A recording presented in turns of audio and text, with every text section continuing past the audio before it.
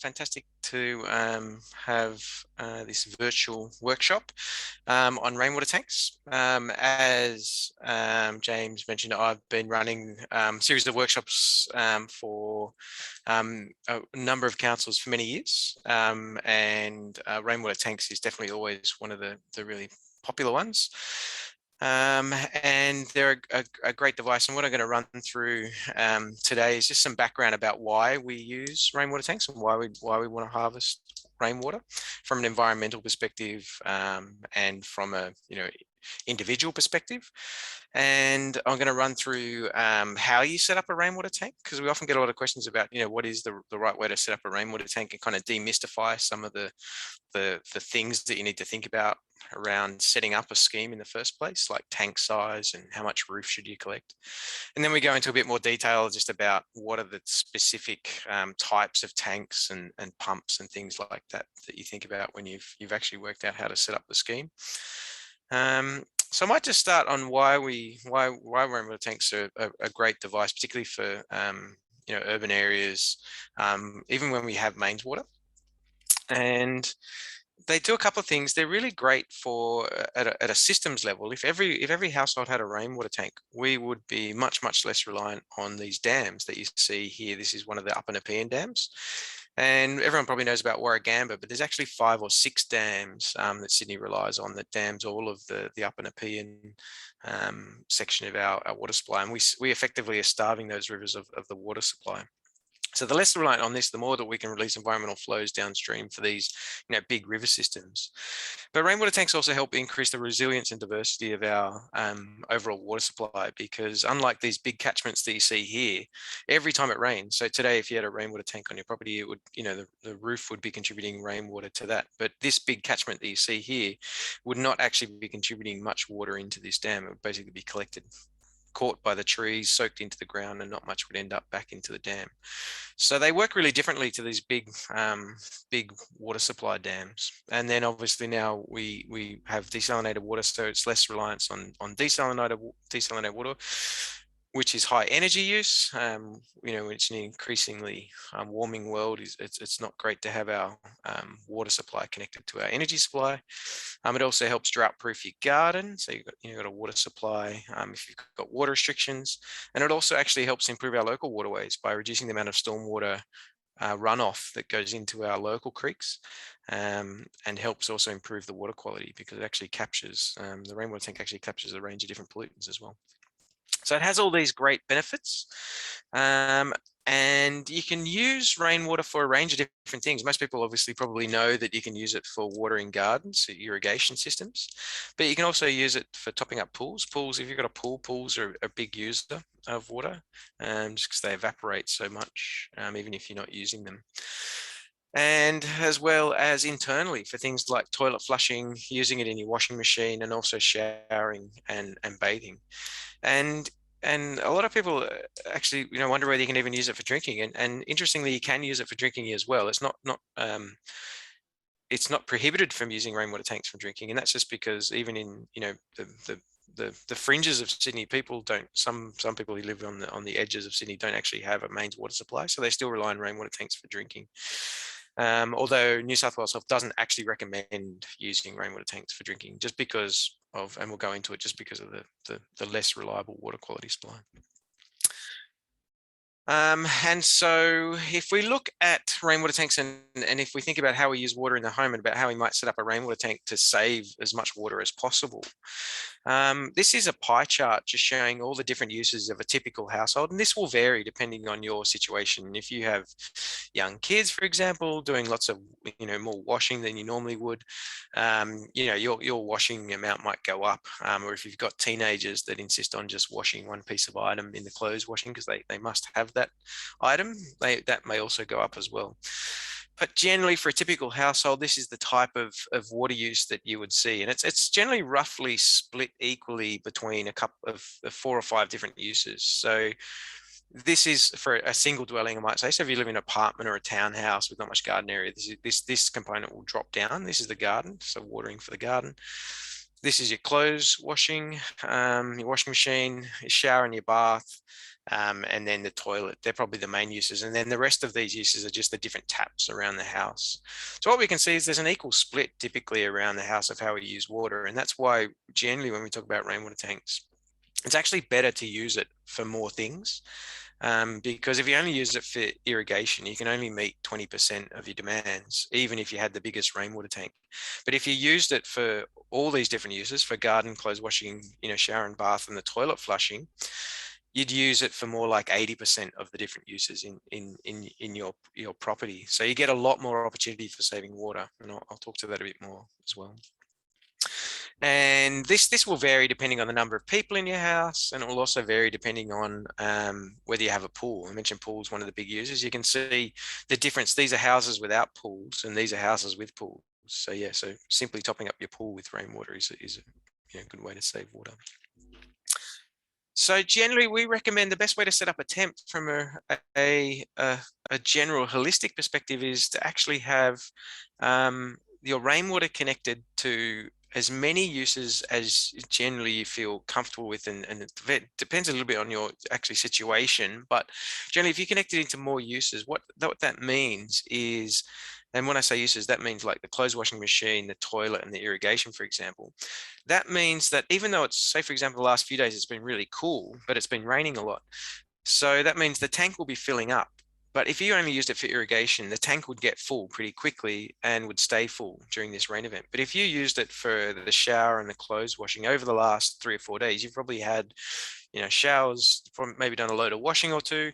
And so you're emptying the tank every time, every day. And that means that, today you would have caught more rainwater because it was emptying, whereas it would otherwise, if it was just using for irrigation, it just would have been full. So what you're doing is by using that tank water as quickly as possible, you're actually creating space to collect more water. And then that is the way that rainwater tank's best. The best rainwater tank from a supply point of view is actually an empty one, because that means you've used all the water. So that's the best thing. You want to empty the rainwater as quickly as possible, and then you're going to collect the next rainwater. So empty tanks are actually, unlike dams, they're actually a good thing, because that means you've used all the water in the tank and you're ready to catch the next rain event. So when you set up a rainwater tank, there's 3 key things that we think about for how to set up the tank from just a broad perspective, and that's the roof area, the tank size, and the rainwater usage, what you connect it into, which is what I was just talking about. And I'm just going to give you some really simple rules about how to set up a simple scheme, and just talk through some of the basics of each of these, and just simplify it right down to some quick rules of thumb. So what's in by rainwater? For anyone that actually had any experience with rainwater tanks, it is generally clean compared to other sources. So if you think about grey water, and grey water is the water that comes out of your, the shower, for example, and it may have a whole bunch of things like soap and shampoo and hair and things like that. And stormwater, that's the stuff that runs off your driveway and things like that, which has dirt and leaves and all sorts of other things. So rainwater is much cleaner than those sources, but it does contain a series of different things in rainwater tank. And we find this pretty much whenever we go and test the water in rainwater. And for example, acidic, our rain is always slightly acidic. So when we actually just if we just put a clean bucket out and catch some rainwater and test the pH of that rainwater, it's actually slightly acidic. And you may have heard of acid rain, and it's that effect. It's actually so what that means is when that slightly acidic rain hits any metal surface, it actually slightly corrodes that metal. And so we typically find, for example, if you've got metal roofs, like you got zinc and aluminium in the rainwater tank, and if you got flashing for all your gutters and any penetrations through the roof, etc., whatever that flashing is made of, we tend to find that material in the roof. And historically we used lead flashing, so we found lead in rainwater tanks. These days that lead flashing is not allowed. It's not part of the Australian standards, but older roofs might have lead flashing on them. But generally what we find is, even though they're in there, even though these heavy metals are in there in the rainwater that you find in the tanks, they're all below the drinking water guideline.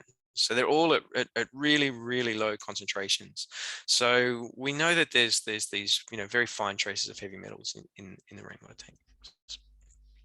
What also is in there is coming from things like various critters that might inhabit your roof or live above your roof.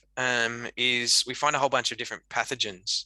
So Campylobacter, Salmonella, Giardia, and chlorphidians, all different types of pathogens that cause stomach bugs typically. So we generally find them in the rainwater tanks as well. And so this is what we again study on rainwater tanks, 80 different rainwater tanks.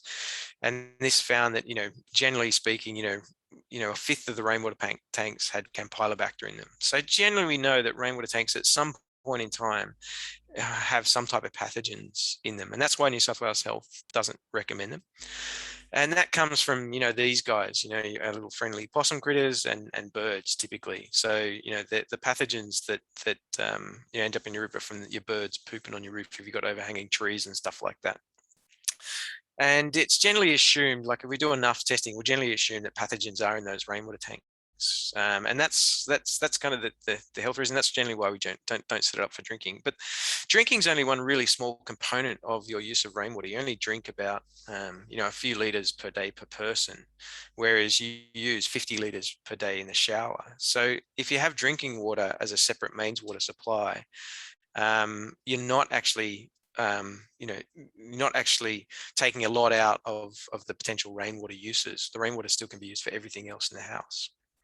Interestingly, there's this large epidemiological study in Adelaide done by Hayworth back in 2006, and he studied, and if you've ever lived in Adelaide and drank the water, the mains water in Adelaide, it tastes terrible because it's the Murray River water. It's been through the rest of pretty much all of Eastern Australia before it gets to Adelaide. It's very salty, has a very distinctive taste.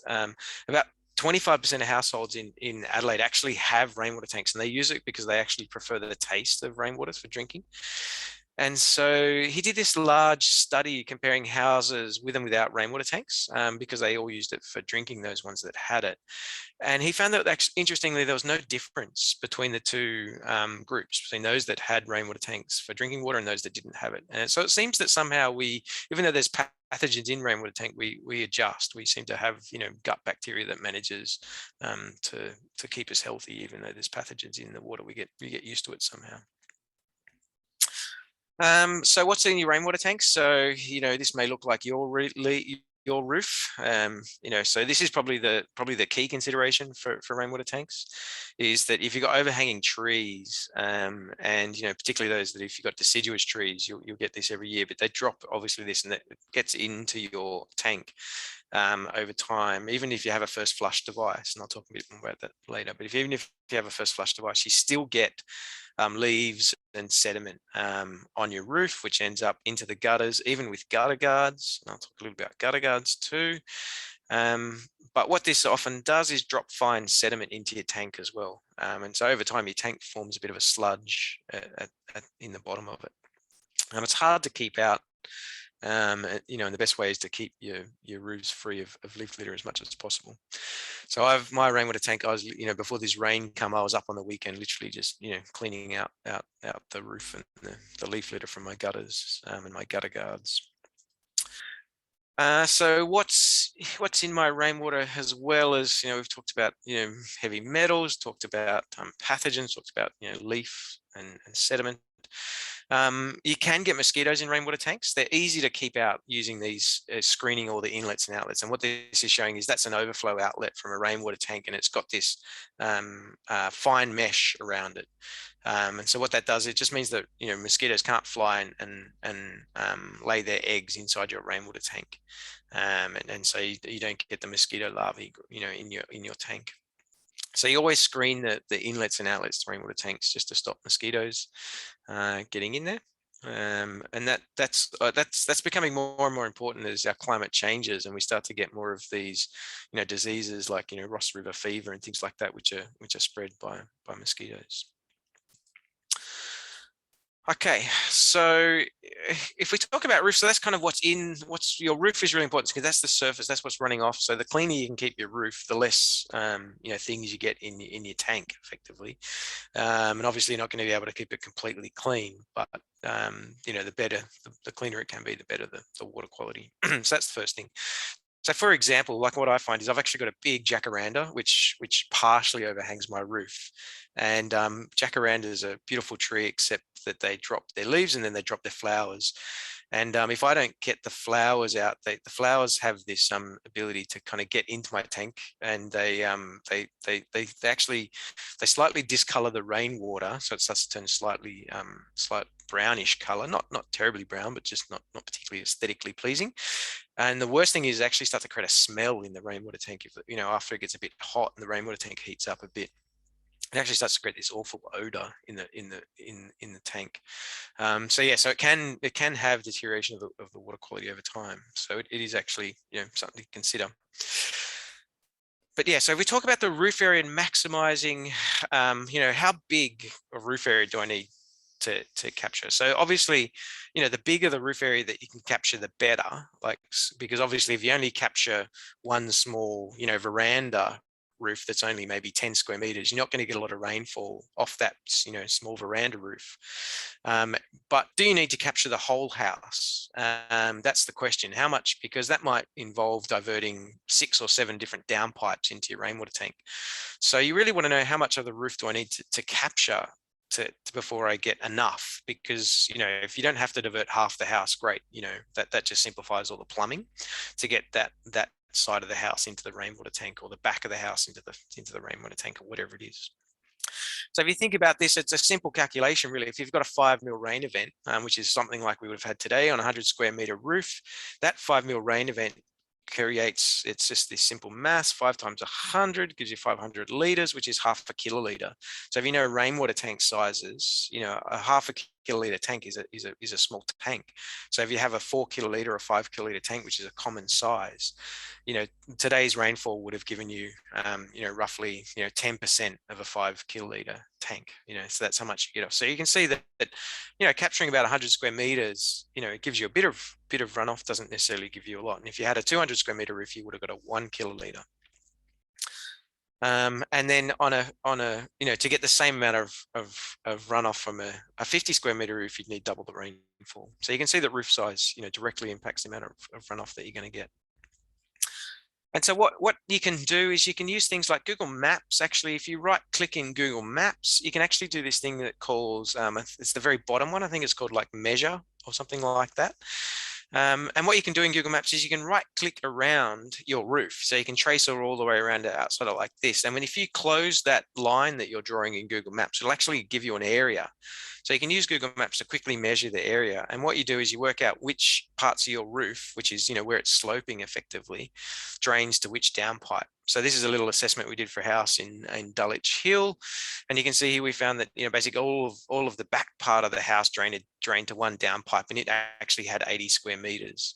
And then the side area of the roof drained out to the front, and it had 35 square meters. So if I had to pick one downpipe, I'm going to harvest off the back downpipe, preferably, because it's going to have 80 square meters, whereas this one's only going to have 35 square meters. And if I can harvest from both, that's great. I'll get 115 square meters. So you can use a simple tool like Google Maps to just quickly measure your own roof area. If you're not sure which way it drains on your roof, you can actually get up there with a hose. Just get a ladder and a hose and watch it and just turn the hose on and see which way the water is draining. Sometimes you can't tell if you've got a really flat gutter exactly which way that it's draining to a downpipe. You can quickly test it. So yeah, so we go around, and this is again just another quick example. This is actually my parents-in-law's place in Canberra. They wanted to know, they were putting in a rainwater tank, and they wanted to put it at the back of the house. And they had quite a complex roof with lots of downpipes. So you can see here they actually had 1, 2, 3, 4, 5, 6, and 7 downpipes. They weren't interested in harvesting off these 2, so we're looking at 5 different downpipes. Then they also had the garage out the back. So we worked out for each different downpipe how much roof area was draining to that, and calculated each of the different areas, just so they got an idea. Because if you harvested off this downpipe, if you just put the tank here and said, oh, I'll just collect this downpipe, if you didn't do this analysis and you just collected off that one downpipe, you may only get this small triangular area. That might only be 20 square meters. So you can see that you wouldn't be getting much roof area. So if you've got a complex roof, it can be definitely worth having a look at what roof area is draining to it. And then downpipes. So you just look at the way to work out where it goes is typically there's downpipes, at the corners, or any change in geometry or shape of the house.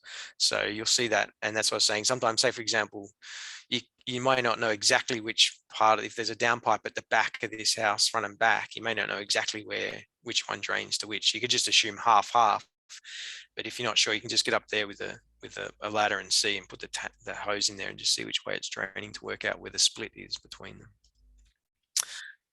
This is my house, just another example of how you calculate that roof area. My house is quite unique in the sense that just there are a series of renovations, not mine. It used to all drain out to the back, but when they did this extension here, you can see this extension here at the back of the house, they put this gutter in, a big box gutter that then took water all the way around the house, which was great, except that the gutter doesn't really have enough capacity. So now it spills over and leaks in really intense downpours, but in small downpours, it basically goes all the way around the house and then drops down into this point here, which is this point here, and then runs all the way back out to the front. So water from here actually runs all the way around my outside, around this, around here, around here, and run back out to the front. So some rain does a complete lap of my house, which is quite interesting. But this point here is really interesting. This spitter here, because this bit here all drains to the back here, because as I said before, they did this extension, all the rainwater just ran out to the back. This bit here actually collects all of my roof before it goes out to the front. So where do you think the best place to put a rainwater tank is? It's right here, right where I can capture all of the roof. So even though the gutters don't quite work very well, it's made it very easy for me to choose where to put a rainwater tank, which is where we did put the rainwater tank.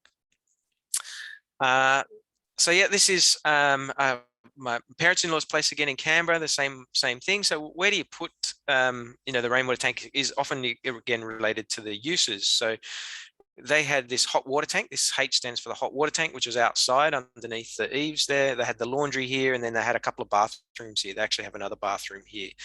So you can see that for them, this is the back of their house, this is the front. You can see that the rainwater tank kind of wants to sit at the back if they're going to plumb it into, they've got a veggie patch and a bit of lawn here, and they irrigate that. So you can see most of their uses are all around the back. So you can see it makes sense for them to harvest off the back of this and plumb it back in. Because if you tried to put it, say for example on this corner, you'd have to then plumb it all the way back to this. So identifying where those uses are in your house helps you kind of identify where ideally the rainwater tank could go. Sometimes you don't have much choice. But if you can, you then locate it where the rainwater uses are. And ideally, as I said, you plumb it into more uses because you use more water. So in my situation, if the tank sits here, they've got the laundry, the bath, and the hot water sitting here. So it's an easy connection back up, running along the outside of this. Actually, my house is sitting on piers, so it's actually just punches through the wall and then runs inside underneath the house, so you don't see it on the outside of the house, but it just runs up and then pokes through the floor and connects into these three uses. So again, relatively easy plumbing connection. If you've got an upstairs bathroom that makes it really difficult to plumb into, you might decide that, look, we don't really use that upstairs bathroom, maybe it's not worth plumbing into that separate use because it's too far away, too difficult to get to. So your house will vary, and the plumbing can add up quite quickly in terms of costs if you've got lots of different uses all over the house. So you kind of need to make a decision what it's worth plumbing into. And you can determine the usages. I won't spend too much time on this, but this is generally typical usages of people per day. I'll talk more about this in relation to a little tool that's online that you can use that simplifies all this for you. You can quickly work out your irrigation use. If you've got lots of irrigation use and you've kept your past water bills and you've got a record of them. Again, this is I'm doing this for my parents-in-law's house in Canberra. What you can do here is this is just plotting your quarterly water bill, and those quarterly water bills are typically related to a season. So autumn, summer, spring, winter, back and forth, through the years. And so my father-in-law is a fastidious collector of data. He loves this type of stuff. So he'd actually already put this in an Excel chart. Don't know why, but it's perfect for me. So we can plot this, and then what you can see is in the winter uses when you don't have much irrigation, particularly in Canberra, if you know Canberra at all, very cold winters. So you can see that basically this is just internal use. So you can easily draw a line through the winter uses where it's very cold, there's not irrigation going on. And everything above that line is actually irrigation pretty much. Because if you assume that the internal use is constant, the same number of people in the house over this period, this typical 8 kiloliters per quarter is indoor use, and then these peaky demands, you can just subtract that. So you can see here in this summer, their irrigation over that summer was actually doubling their use. So what's that, almost 10 kiloliters of irrigation use. So you can see how important irrigation use in their use, but then it drops off back off again. So you can see that they're probably using 25% of their demand is irrigation demand. So really important to, to use their tank for irrigation in this case. They use a lot in summer, and that's just for the lawn and for the veggie patch. So you can quickly work out, if you've got those old demands, just, a rough estimate of how much you use for irrigation outside. And again, if you don't have that, you can do some calculations. If you run that, again, I won't go into that in too much detail, but just because more detail I really want to go into, but you can actually calculate it if you know how much you run the sprinklers for, etc., and how much you water. So you can do some manual calculations if you're really keen. Again, you can do that for your baths and stuff like that as well. That's for the real keen people. If you want to, work out how many loads of washing you do, etc. Okay, so calculating tank size. I'm going to introduce a tool to you, this Tankulator tool, and I'm happy to provide these slides. So if anyone, don't have to madly scribble this down, you can grab this later. You can have a look at it now if you want. But Tankulator is a great little tool. I love it. It's set up by the Alternative Technology Association. You can put your own rainfall data in. So here I've chosen like Turramurra, so you can put in your postcode and it pops up with that, and it populates the rainfall data. And then you can choose your, a completely standalone house. Some of you might be doing this for, a house that doesn't have any mains water connection.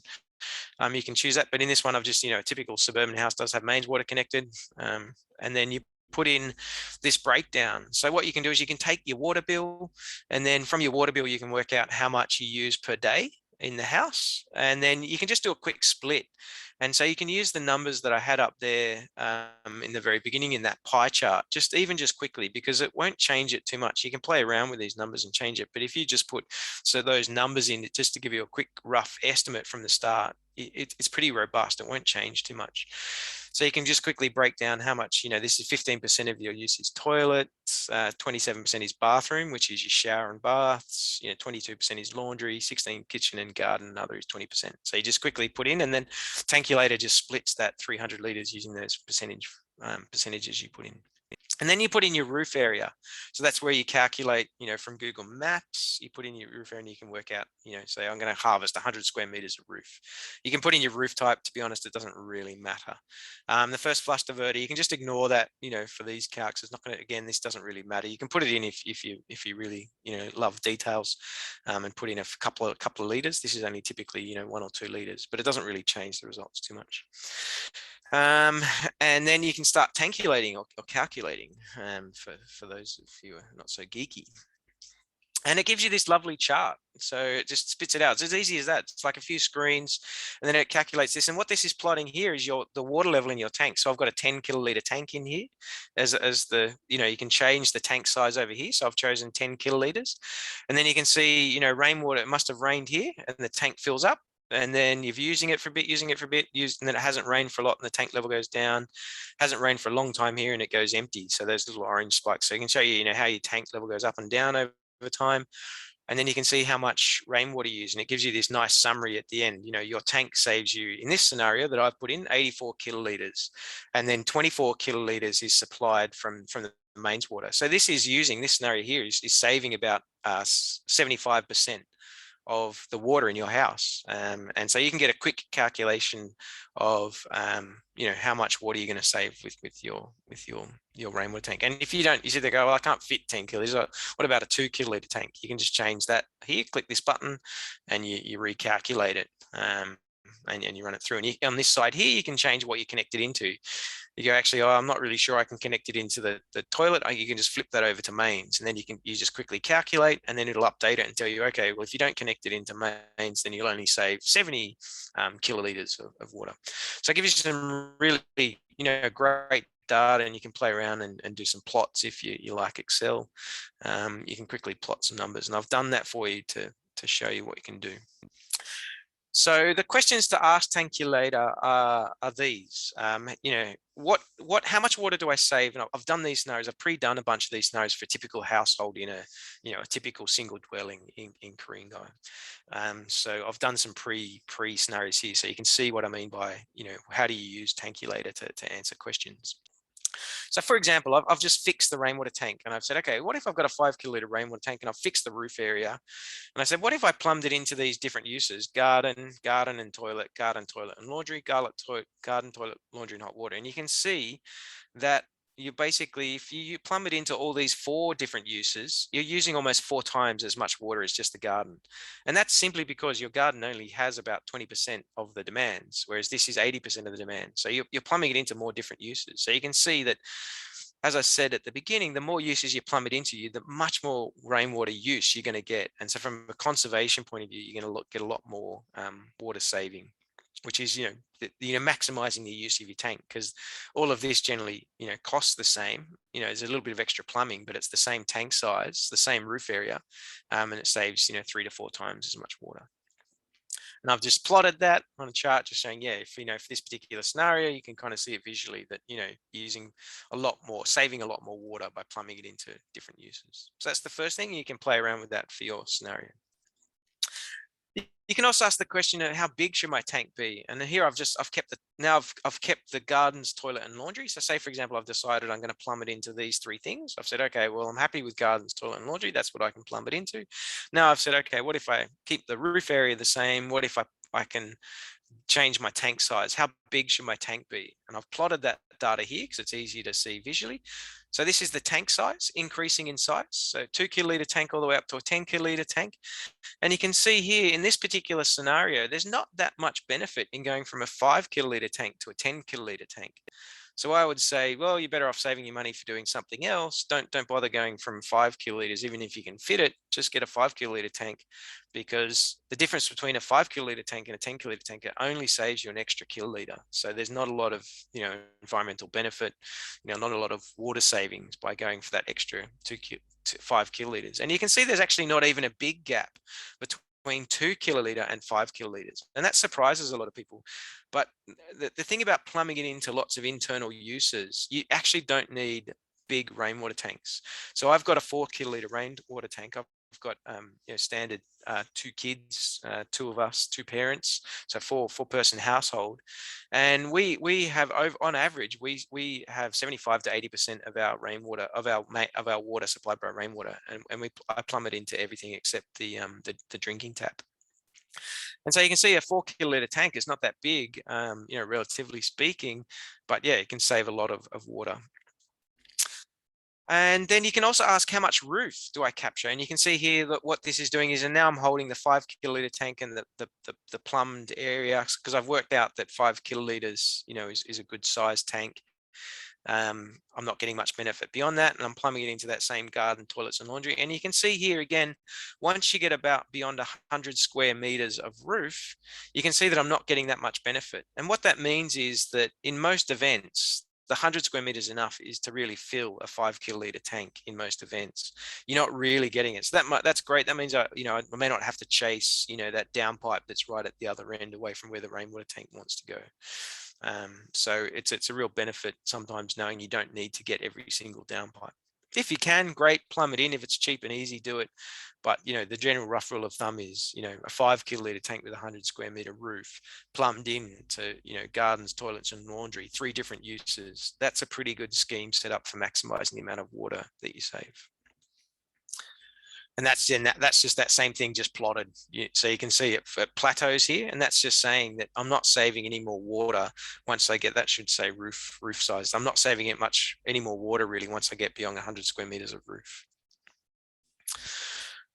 Okay, so now I'm going to switch. So that's kind of how you set up, globally, what's a good tank scheme. So generally my messages out of that is, don't stress too much about the tank size. If you're 5 kiloliters is often enough. If you can get around 5 kiloliters, that's great. If you can get more and you can fit it in, fantastic. But a 5 kiloliter tank is often really good. And 100 square meters is a good rule of thumb. Try and get at least 100 square meters of roof into your tank, and try and plumb it into three uses in the house.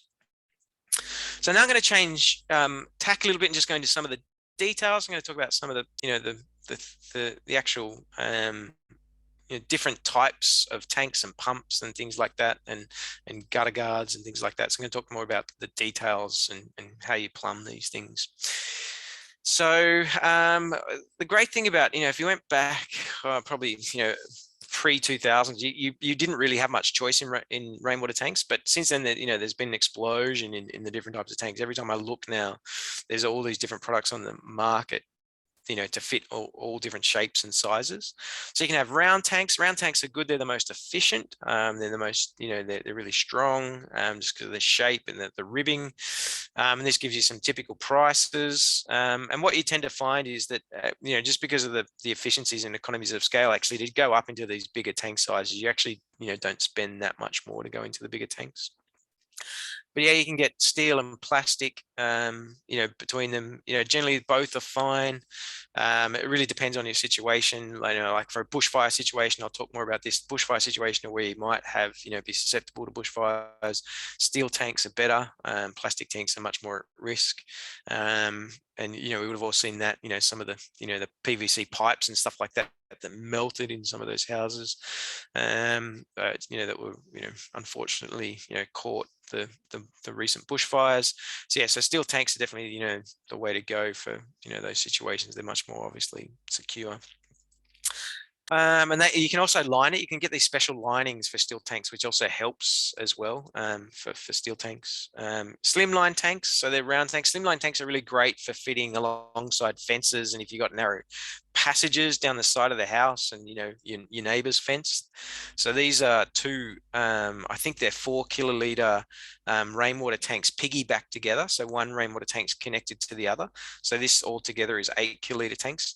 These slimline tanks that typically have a hole in the middle, and that's just so they don't bow out. They're actually for structural stability. That just the nature of those bigger slimline tanks, they're not structurally sound in the middle of the tank, so they typically have like this gap in the middle.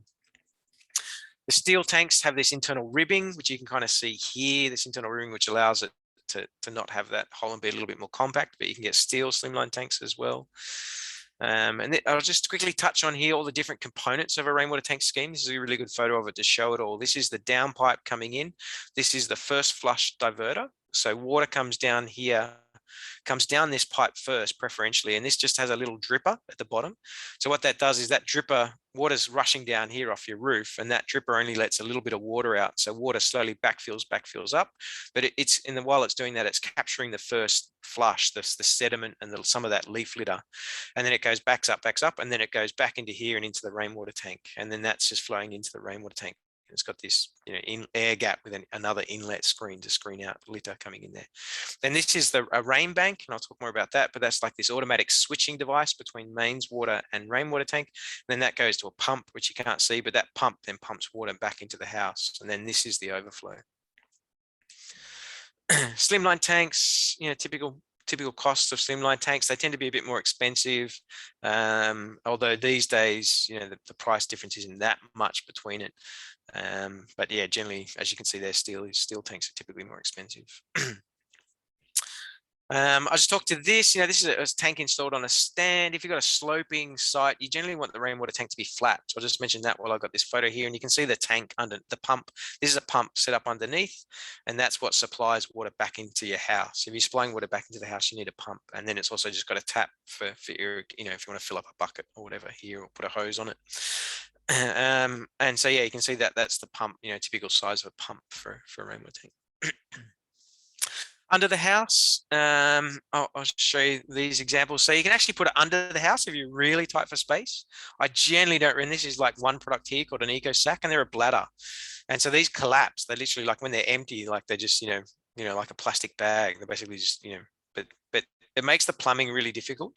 And if things go wrong under the house, it's not the easiest to get to and maintain. So generally, if I try and avoid this if you really can, but you can put something like this under the house. I've seen a couple that have installed like this, But yeah, not much fun if something goes wrong or you want to change the plumbing or check a filter or something like that, because you kind of, you're down on your haunches trying to maintain that. So you can do these under house ones. You can put under decks. You can get these custom steel tanks that you can build under a deck to any shape and size now. They're more expensive, but you can kind of customize the tank into anything that you like. You can put in-ground tanks. As soon as you go to in-ground are really great for space saving. And they're really good, maybe if you're doing a significant, renovation, where you might have machinery on site that can, dig the hole to put the rainwater tank in. But if you're trying to do this with an existing house and trying to dig a hole like that, you can see that, that's not going to be too easy doing that with a shovel.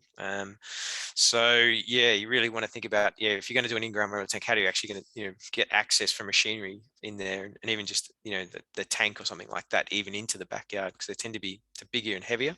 But you can do it. The major benefit of that is that they're, obviously space saving. It's all buried underground, so it doesn't take up any space in the house. Just some examples of that. Again, they have the access lid to the top. They are slightly more risky because ground stormwater can flow in through that lid if that lid is not maintained well. So generally, if they're maintained well and looked after, they're no different. But they do have a slight inherent increased risk. You get concrete underground tanks. Again, this is just another example of that. This is a really big tank. This is about 10 kiloliters, maybe slightly more than 10 kiloliter tank. So if you think about that backyard, having that big tank in the backyard doesn't work so well, but it's nice buried underneath. And it's easier to collect from the whole of the house with an in-ground tank, because it's, you can basically almost, particularly if it's draining to that particular point, you can basically just pick up everything underground. Whereas, trying to get it above ground tank, you kind of have to have these slightly complicated logistics for the plumbing. And it's got slightly different connections required if you're going to have a mains top up. And if people are interested in that, I can talk to that, but I won't go into too much detail now. If particularly in the Ku-ring-gai area as well, just one last comment, this one's probably really good if you're in shallow bedrock areas, and those of you who are will know that straight away. Not recommended in shallow areas of bedrock. You'll be spending a lot of money jackhammering out rock. You can have these thin tanks, so this is an example of a 4 kiloliter thin tank, two by two piggyback together. And you can get these custom steel tanks that also do this. You can kind of get these custom steel tanks that make, any sizes. So, you start to look around now, even compared to when I put my tank in, which was about 10, 15 years ago now. There's a lot more different shapes and sizes that you can put in. So very, very configurable to fit into very tight spaces if you need to. Let's go quickly talk about bushfire tank setup. And James, you might want to jump in here if you want to add anything in particular. You've got particularly good experience in this. That's really different setup for a bushfire scheme. For those of you thinking about that, you don't want to use the water in the tank at all. And they're kept full. And you've definitely got to think about materials. You definitely don't want something that's going to, right when you need it, it's going to start to melt and warp, collapse on you. And so, typically steel tanks, there's been some research done by Bushfire CRC that showed, steel tanks are, able to withstand bushfires. They're burnt all around it, particularly with these linings that you can get for them. And typically you want a larger tank. You definitely want at least 10 kiloliters, but you typically want 20 kiloliters. And the reason for that is when you have a high flow firefighting pump, you typically have these types of flow rates, 400 liters per minute at 40 meters ahead, and that gives you the the force behind a firefighting hose type thing, or a couple of firefighting hoses, or to fill up a tanker really quickly. And so if you look at that, 20 kiloliters with a 400 liters, that's going to drain your 20 kiloliter tank in 50 minutes. So you've got 50 minutes of firefighting time with that tank, even if completely full. So yeah, that's why the tank size, bigger tank size, matters for the firefighting situation. That's a great point, David. And just on the point about rainwater tanks for firefighting, yes, it's always advisable to have a dedicated firefighting water tank. A lot of properties in rural Australia have dedicated firefighting tanks. However, it is possible, if you have the space, to have a large rainwater tank, to have domestic use capped at taken at one point and then the rest taken out. Then you have reserve for firefighting. But like you mentioned, David, you do need a lot of water just to fight fires, because the firefighting pumps will drain a tank pretty quickly. So you do need to take that into consideration. However, one great use of a rainwater tank for firefighting purposes in the Ku-ring-gai area is if you connect that tank, a dedicated firefighting tank, up to a sprinkler system with sprinklers connected to your gutters around your house, and specifically around your gutters, not on top of the ridge line, because sprinklers around the ridge line won't really do much, because it's really, you want to create a curtain of water around the perimeter of your house below the gutters. That's where it works. And those sprinkler systems can chew through the water pretty quickly as well. So you're looking at maybe 25,000 liters for that system. And if that is something you want to do, you might want to consider harvesting the water that lands on the ground and have it directed back into the firefighting rainwater tank as well. David, you're on mute. Yeah, exactly. You're mentioning this as well. Like, you can set up a tank. You can set up this to be a dual use tank, where you have a deliberate offtake for the other uses set up high. So you only literally can draw down half the tank, say, and that might be used for irrigation and your plumbing internally. And then you have this bushfire water reserve, and this literally stays separate. This offtake can't even touch that water, so you've always got this reserve water for bushfire protection, and then you have the firefighting pump connection down at that low level, which has access to this reserve. So if the bushfire came, you typically, this tank is probably not empty. You may have half, so you'll get access during the bushfire to this additional water storage as well, typically. But if you have a swimming pool, you might not need to worry about that. Just use a swimming pool. That's right. Yeah, definitely swimming pools are good. You've got a swimming pool. Yeah, it's just that connection into the swimming pool and an offtake. Yeah, and think about the type of pump. You need to consider whether you need actually a blackout situation where you need a petrol driven pump, or if you've got a solar battery set up, whether you can connect it up to a battery, and if it can provide enough power to that pump. And then firefighting hoses, you really want a good firefighting hose connected up to this, that it's not just a standard hose, it needs something that can provide that high flow out, and all the nozzles and connections are different, because these are much higher flows coming out of this one. So when you set this up, you need to set all these connections up so that nothing constricts it. You don't want this outlet here only giving you 1 or 2 liters per second if you're trying to provide 3 to 4 liters per second out of the firefighting pump. So there's a bit of detail into setting all of that up properly. And if you don't want to go down the route of using a pump, you can always set up your rainwater tank with stores fittings. I think those are STORZ, I think, fittings, if I'm spelling that correctly, David.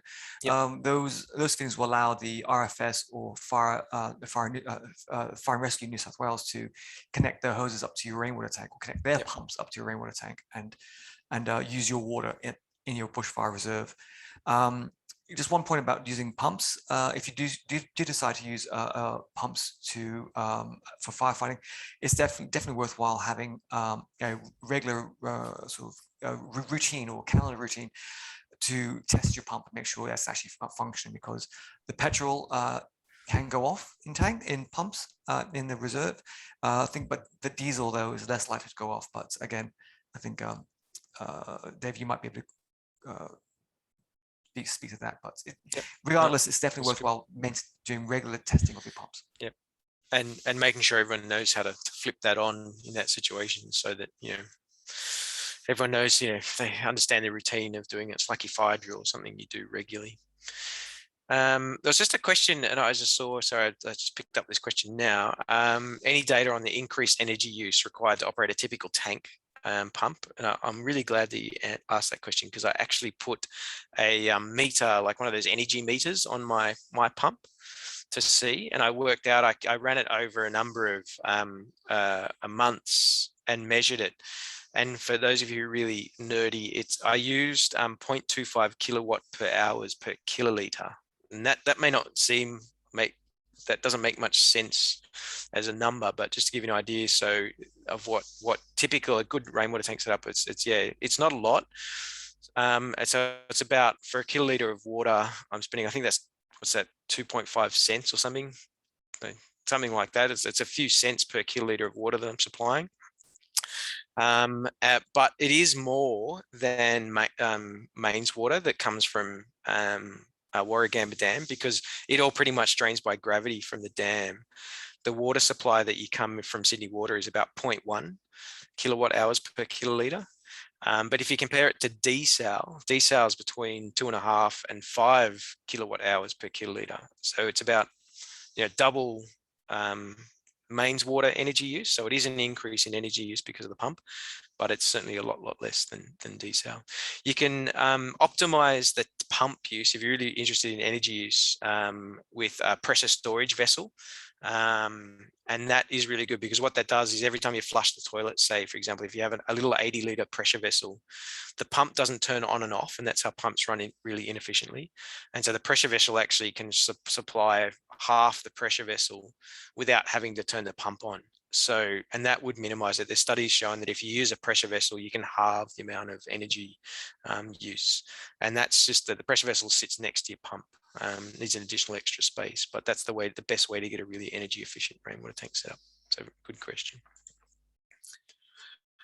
Gutter guards. So I'm just going to jump. I'm just keeping an eye on time, and I'm going to try and race through this last bit and see for questions at the end too. So gutter guards. This is a classic gutter guard, and you can see what this does is it allows the leaves coming off this to sheet over the top and be washed off. I find I've got gutter guards at my house, and I find it kind of slightly just changes where I have to do the maintenance. It is good. Like, I do find these gutter guards good. I didn't have them originally, and then I did install them because I found I was just getting too much leaf and jacaranda flowers in the tank, and it was driving me mad. So I put these in, but now I actually find I have to clean out these gutter guards. I get up there with a broom and brush stuff off these gutter guards. So I find the gutter guard clogs with just all the the stuff that lands on it.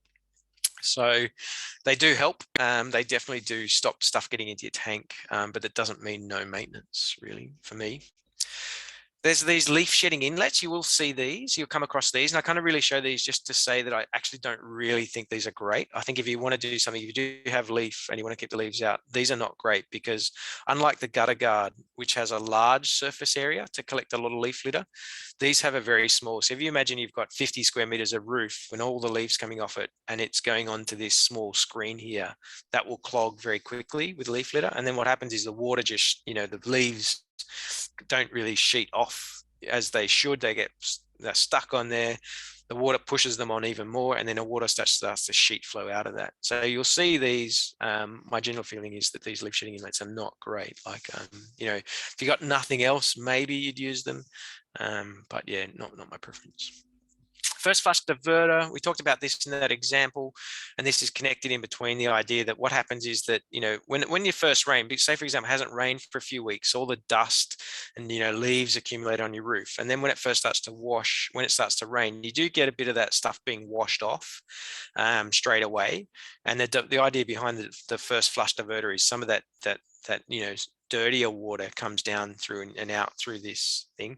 The only problem is that studies have shown that first flush is not so much a first flush as a first, second, third, and fourth flush. And so it doesn't stop all of that sediment and stuff ending up in your tank. It does help, but as you know, like rainfall, it might pitter patter, and then rain really intensively. That intensive rain might dislodge more sediment and stuff off the roof. And the first flush diverter will be full, so it just goes into your tank. So yeah, recommended. It's required as part of the the rainwater tank setup. So yeah, definitely, it's an obvious thing to put in, but it doesn't solve all your problems. These are the setups of it.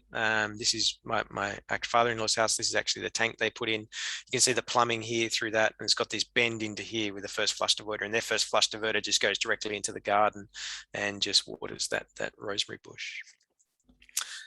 So the pump supply, so this is my pump. This is without its cover, and what this has, I've got a little wire strainer, so that just strains out anything to protect the pump. It's just got a little high pressure filter in there, so it goes through there, and you can just undo the cap of that, and every now and again I clean it out. I find that this thing I don't need to clean this out, but every few years I kind of make the effort to just pull that apart and empty that strainer, clean it out. It's just like a little basket strainer. And there goes, water comes out from this line here and into the pump. from the tank, and then goes out through the pump and then into the house through there. So, and then this here is the Davy rain bank. This is the automatic switching device. So this is like the smarts of a tank, and it's got a connection into a level sensor in the tank. And then what it detects is when the tank is empty, it switches over automatically to rain's water and switches the pump off. And that's the mains water coming into the rain bank and then going out to the house through there. And this bit down here is just a meter. I've actually got a meter on my rainwater tank, which just tells me how much water I'm using. That's just out of interest, really. So yes, that's the setup, and that's the pump sitting down at the bottom. That's, that supplies it. And I definitely recommend, you can get really cheap pumps from Bunnings that are really, no-name brands.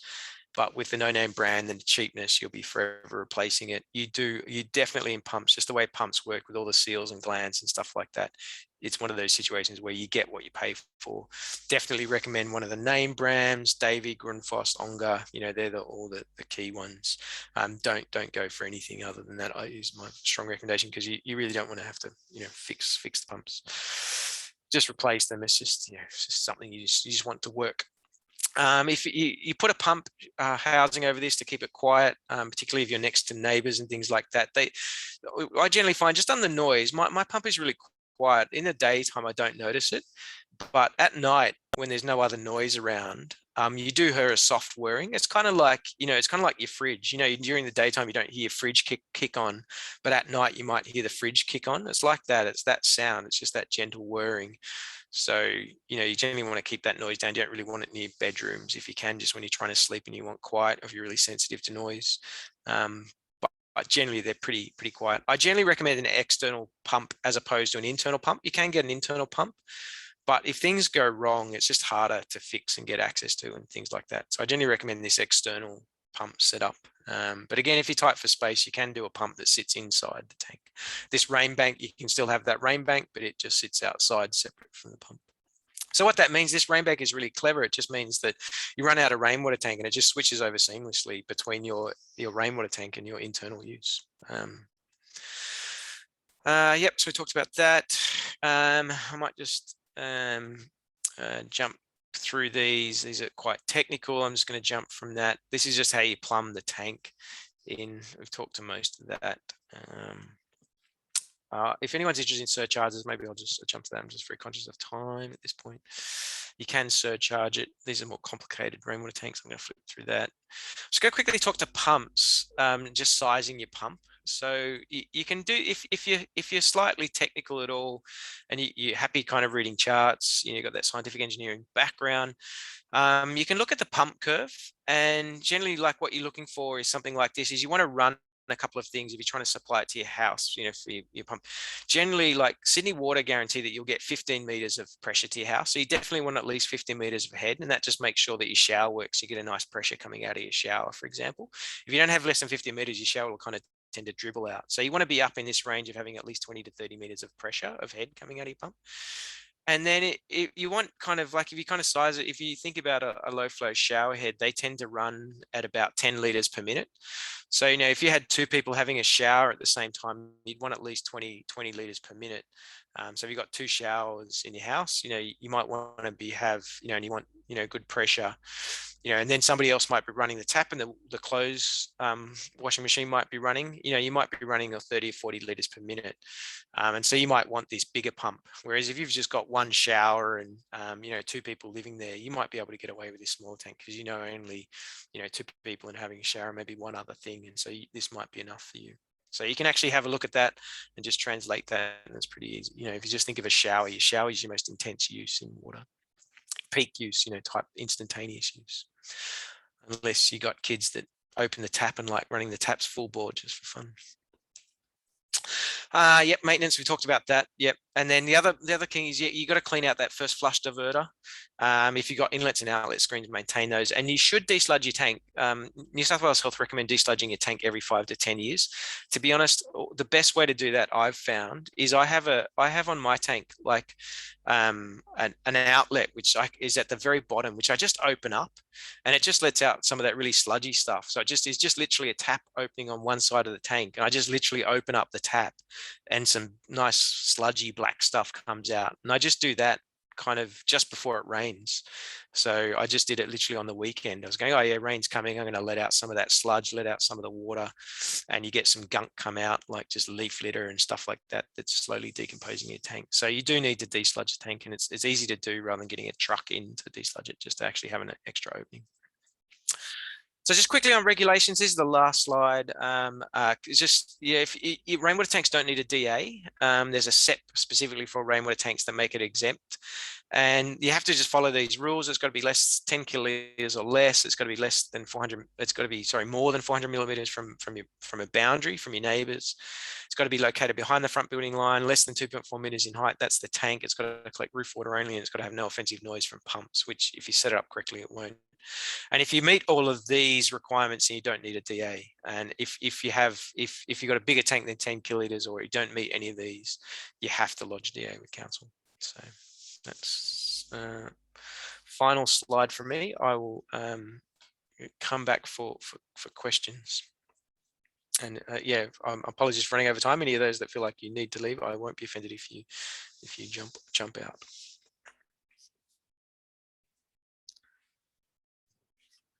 Okay. I'm sorry. So I'm just reading some of these questions in the chat. I'd love to hear about a good filter to use and maintenance of it. I hear a lot about stinky water tank and discoloration of water, especially if you're thinking on using in washing machines and toilets. Yep. Also pumps breaking down. Yeah. Okay. So I've talked a little bit about pumps breaking down. So I'll talk a little bit just on that first one. Just if you, my pump has not broken down, and I went to install my rainwater tank 2010. So 12 years, my pump has run for 12 years without any issues. And that's literally, I've got a Davy pump. Doesn't have to be Davy, but that's just, you know, Davy are well known in at this scale. And yeah, you set it up properly, it works really well.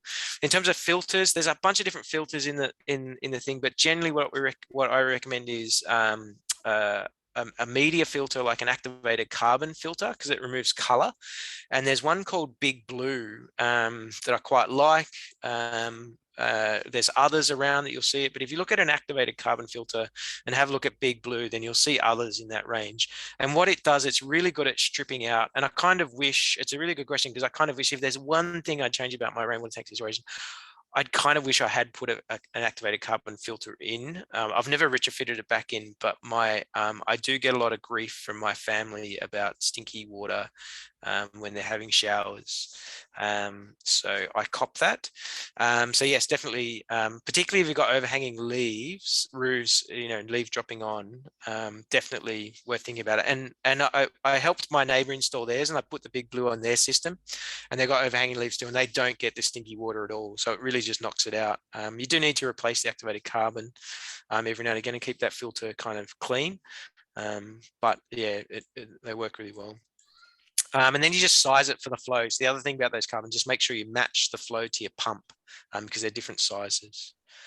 There's a question there about, if you're using it for gardening only, do I only need to use it? Do I need a pump? So if you're running sprinklers, that's a really good question too. If you're just using it for gardening, if you're using sprinklers, then you'll still need a pump because you won't have the pressure, like it'll just dribble out of the sprinklers. Or if you've got an automatic irrigation system, it needs pressure. Like all those sprinklers are kind of work off having 15 to 20 meters of head minimum. And if you're happy just to, you know, dribble it out with a water, you know, out of a hose and not have much pressure, it may work. Or if you happen to bucket things out in a watering can, then absolutely you don't need a pump. But yeah, that's the only way you could get away without a pump, is if you're happy to kind of have low pressure hose and a watering can type watering situation. You couldn't really run sprinklers off it.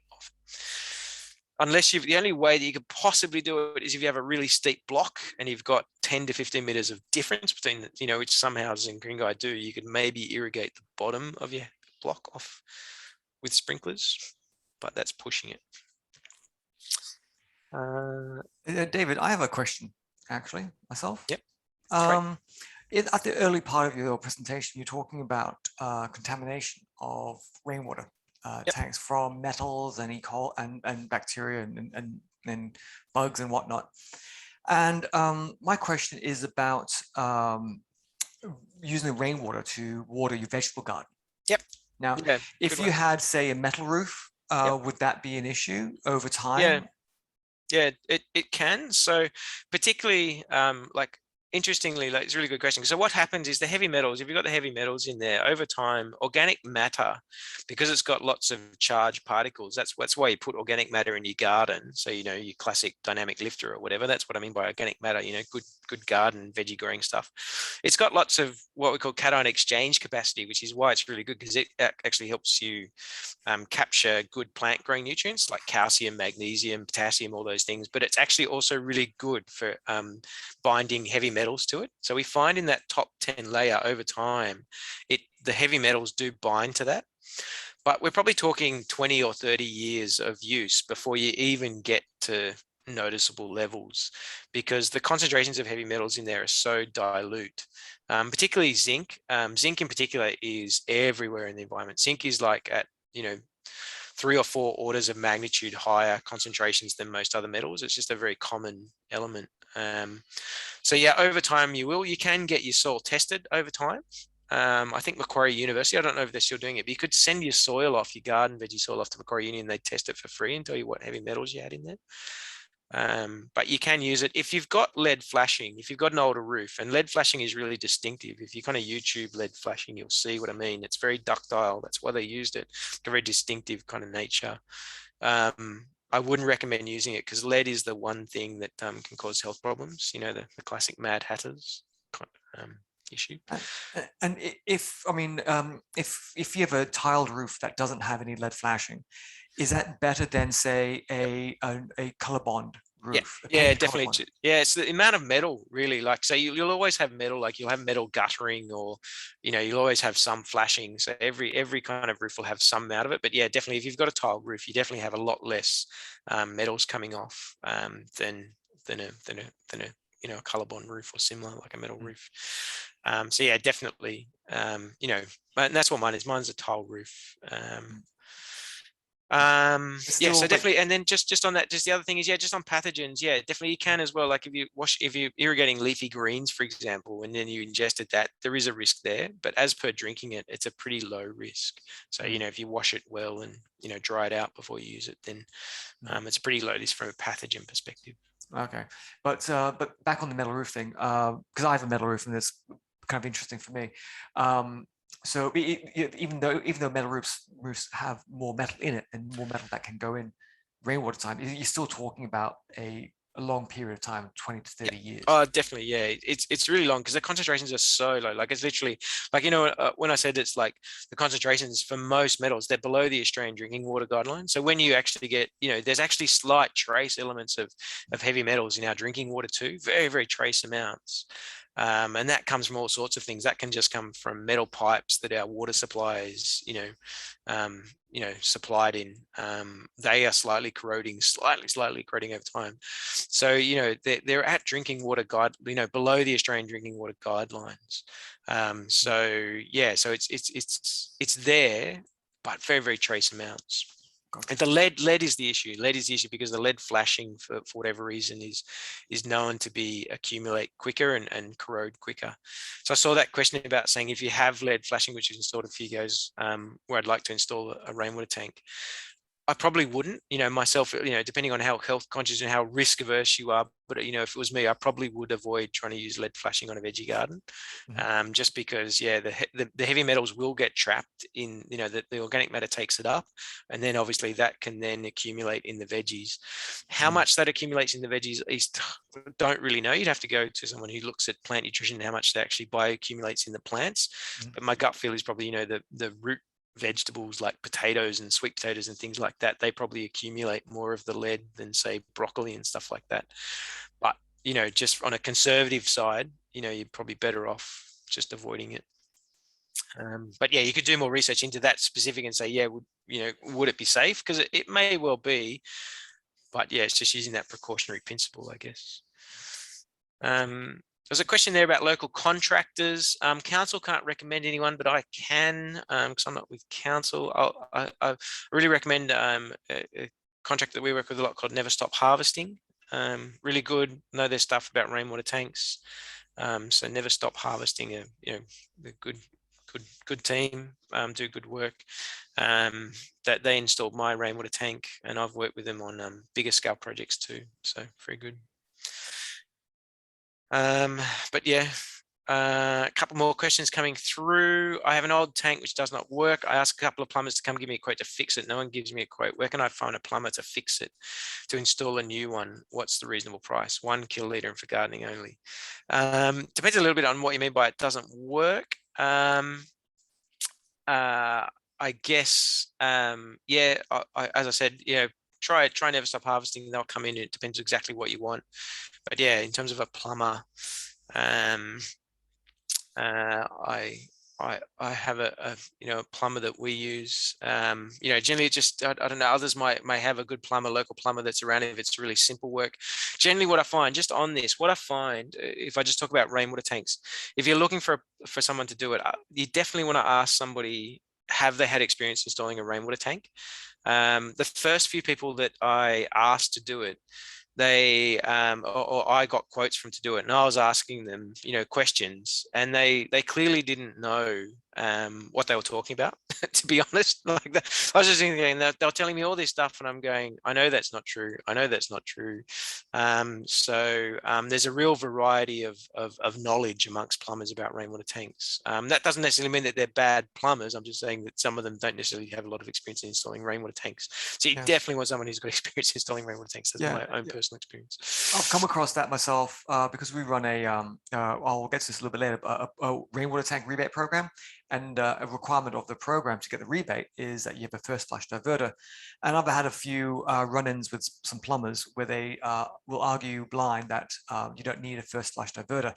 And they'll cite councils who've accepted X, Y, and Z and without first flush. And I'm just saying, well, I'm sorry, legislation is quite specific and very clear that you do need a first flush diverter, and more every 50% of applications I receive, there are no first flush diverters, and I have to request that they get the plumber to come back and attach.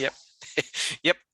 And the interesting thing about talking to these guys, sometimes guys and girls, is that they will swear black and blue when it's not the case. So it can be quite frustrating. Tradies, love them. So yeah, the question there, good question about can you DIY? So you certainly can DIY. There's nothing stopping you doing a DIY, but there's a few things. If you go through this this process here with this regulation, one of the regulations which I haven't put in here is that if you're connecting into mains water, it does need to be installed, not installed, it needs to be signed off by a licensed plumber. So you can do it all yourself, but when you connect into the mains water like that, the Davy rain bank, you need the plumber just to come in and check that you've done all the backflow components correctly, because what they're worried about is they don't want your rainwater tank getting sucked back up into the mains water and going into your house next door, which if it's unlikely to happen, but they just check that you've got a proper backflow prevention device, which is inbuilt in the Davy rain bank. But obviously when you do it DIY, and if you're like me, when you DIY, you don't always get it right the first time. You might miss something. And yeah, it's just about trying to, it's not necessarily about protecting you, it's about protecting the public health of everyone else, which we are all very familiar with in these COVID times. So you don't need to, if you're connecting into mains water, you can just get, you just need a licensed plumber to sign off on it. And do never stop harvesting, do the whole end-to-end solution. Yeah, they do. They'll organize a Sparky for you.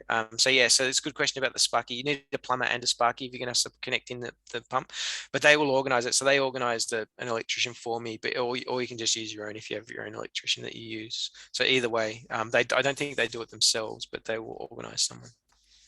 Okay, that's right. And yep. Oh, sorry, David, go ahead. Oh, I was just going to say, yeah, that's right. And when you generally have, depending on where you put your pump, you generally need an externally rated out, just a GPO and an IPO outdoor rating for that external outlet, which your electrician will know about. Okay, we have another question in the chat box, popped up in the chat instead of the Q&A. And the question is, do you need a concrete slab to put the tank on, or can they sit on the ground? The general recommendation is a good question. General recommendation is to put them on a concrete slab, and that's just to stop any settlement over time, but it doesn't need it. And the other nice thing about a concrete slab is you can just get that concrete slab nice and level. And so that's what the concrete slab helps you do, and it provides a firm base. Because if your rainwater tank starts to tilt a bit, then you'll find you get redundant portions of your rainwater tank. So yeah, so you generally do put it on the firm base, but that could be, if you've got good firm ground, that can just be a nice compacted gravel base, for example, that's just well compacted. But yeah, you do need to compact it well, because the tank does have a fair bit of water and weight, therefore, on the ground. So you don't want that soil, like if you just put it on bare soil and that starts to kind of have differential settlement over time, your tank will start to tilt. And if your tank is tall and slim and it's beside your house next to the fence, yeah, you don't want to risk it toppling onto the neighbor's fence. So it'd be fun. Yeah. If there's any other questions, feel free to put them in the chat now. If not, I can always cut to some of my closing comments and talk about There's a question for you, James, just on how much is the council rebate? Well, that's a very good segue there, David. There you go. I was saving that one. I was saving that one, actually, because if there's no other questions coming through, now's your last. Oh, we do have one. I will get to the question about rebate in a moment. Jenny O has asked, I can't find Never Stop Harvesting online. I'll bring it up on Google just in a sec. You talk and I'll find it. Cool. Right. So anyway, so thanks, David, for a really good workshop. I've hosted a couple of these rainwater tank workshops, and I do pick up extra bits of information every time I watch the presentation. So it was good for me as well, having been a multiple attendee and host. So regarding the Water Smart rebates, council offers rebates worth up to $1,000 for the installation of rainwater tanks and associated connections to the house. So what that means is that you can get $500 for a tank, 3,000 liters and larger. If you install a tank smaller than 3,000 liters, well, then you get a rebate that's prorated on a per liter basis. Now, you can also get a rebate, which is part of the $1,000 maximum, $250 per connection to the house. So if you decide to connect the rainwater tank to your toilet or laundry, that's $250. And if you have a second connection from the tank to an irrigation system, that's another $250. And in total, that means you can get a maximum of $1,000. So in summary, $500 for your tank and $500 for 2 connections to either irrigation or to your house. And if you you can qualify for a rebate every 5 years. So if you max out your rebate this year, you can come back in 5 years' time and install another rainwater tank, or you can also use that rebate for rainscaping, such as a rainwater garden, or permeable surfaces, or swales and other features around the garden to help manage stormwater around your house if you have stormwater issues. Some people get boggy ground and whatnot, so they might need to do that. So that's the rainwater tank or a Water Smart rebate. Now, we have other rebates while we're on the topic of rebates. We have a Bushfire Wines rebate. That's worth $1,500. And that's eligible. People living in bushfire-prone areas can get that rebate, as well as people living in the Ember zone, which is adjacent to the bushfire zones. So that rebate works. So if you want to improve your house, to make your house more resilient to ember attack or radiant or flame attack, you can make use of that rebate. The retrofits you can do to get a rebate for include things like gutter guards, new windows, shutters, screens, replacing your deck, because decks are a good one to go up in flames, and many other things you can do there. Now, retrofitting your house to bushfire can be quite expensive. But the good news is that most, and this is not quite good news, but good in terms of cost, most houses burn down due to ember attack, as opposed to direct flame and heat. So that covers most houses in Ku-ring-gai.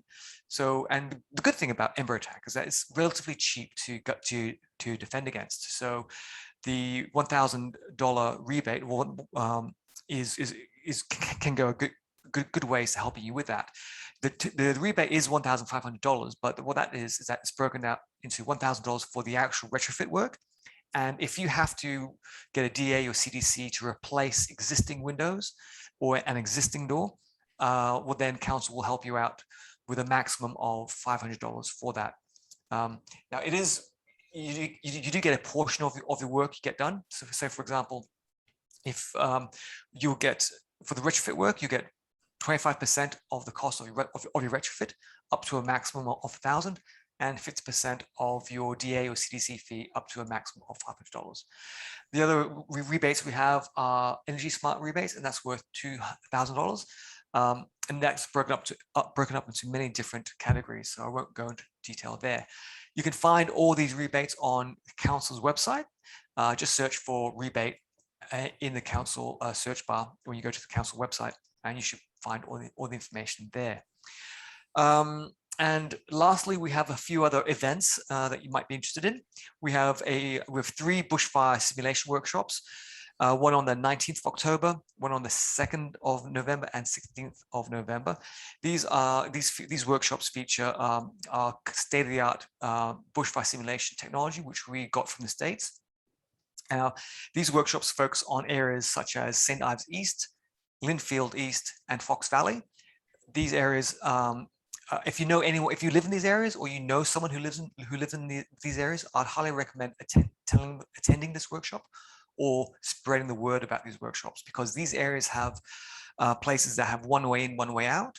And in the case of a bushfire, that can be a bit of a death, cause some problems. I don't want to call it death trap, because it's, don't want to scare people. But if there is a bushfire during in those areas, having one way in, one way out can be a bit of an issue for some people. So we also have a storm workshop, which ties in nicely with Water Smart.